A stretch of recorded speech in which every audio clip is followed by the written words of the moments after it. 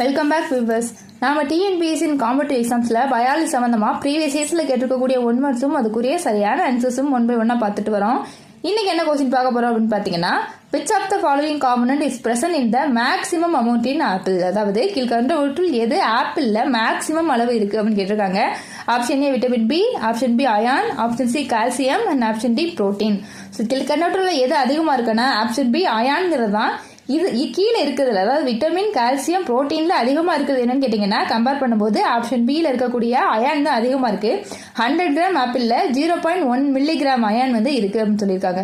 So vitamin சோர்ஸான vitamin பியோட source என்னென்னு அப்படின்னு கேட்டிங்கன்னா, meat, fish, cheese and cereals and eggs இதெல்லாம் இருக்கு.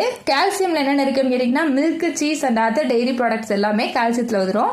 அண்ட் ஆப்ஷன் டி புரோட்டீனில் dairy product, meats and fishes இது எல்லாமே வந்துடும்.